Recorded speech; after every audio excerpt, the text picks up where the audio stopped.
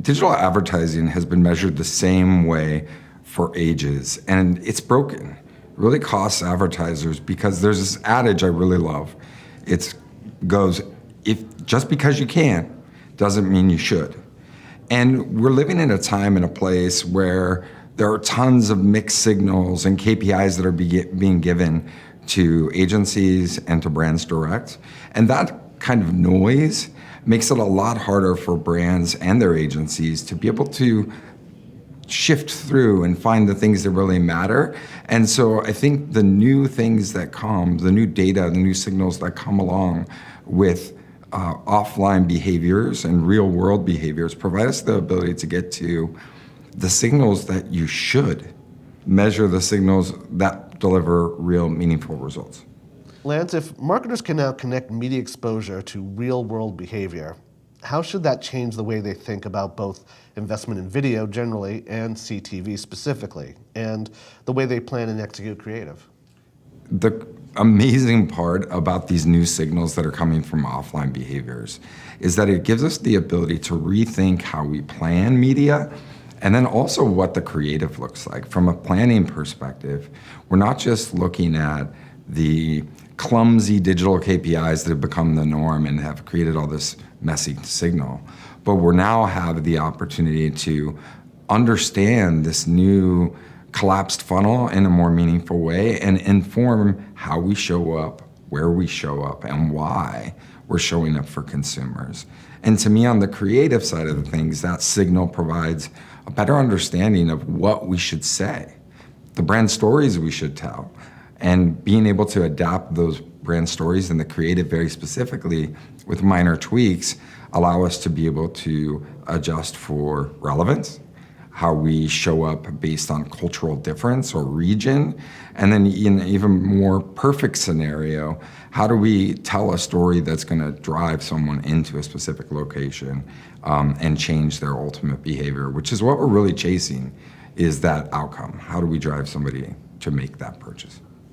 So Lance, you talked about battling industry inertia when it comes to measurement. In another area, standard video formats have been the default for years. What does your research show that's actually breaking through, and why has it taken so long to prove it? So the OM Media Trials research was fantastic, a year in the making. More than 4,000 individuals tested in live environments to understand how tweaking creative could improve the outcomes. And what we found was whether it was just a simple adapting the way that the creative looked or adding interactivity as a component of that ad, we were able to shift the purchase intent for that consumer by 3x by simply making a tweak to that creative. And it's still the same core asset that was delivered by the agency. It's just refined and reimagined a little bit for a new era of consumption.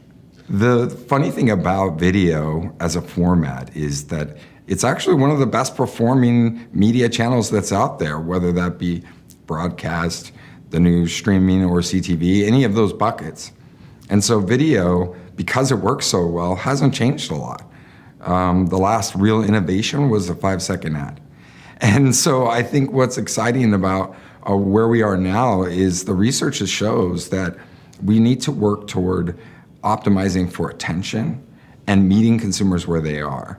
They crave something different. They're used to the scrollable experiences, swipeable experiences that digital provides them in their everyday. And so as an industry, making shifts that allow for us to meet the consumer where they are is really what we need to do. So that creatively could be persistent branding, dynamic messaging that personalizes the creative, or just being smart about where we show up and how we show up with creative. Lance, attention has become a currency in its own right. How does interactive video perform against attention metrics given that attention era that we're in right now compared to standard formats? You know, it's fascinating because as an industry, I feel like attention's become a little overblown. And in my view, attention doesn't really signal whether or not somebody's gonna go to a store or purchase a product. However, their behaviors do. And so what we've learned is that an interactive ad provides high consideration category brands the ability to offer more storytelling and more of a vehicle for them to connect with the consumer in a more meaningful way. And that connection, that ability to engage in a meaningful way, drives higher consideration and more meaningful value to the brand as the consumer goes down that path to purchase, because they are now engaged and they have something meaningful to take away. So whether they engage or not, that mechanism for telling this brand story in a meaningful way is driving better outcomes.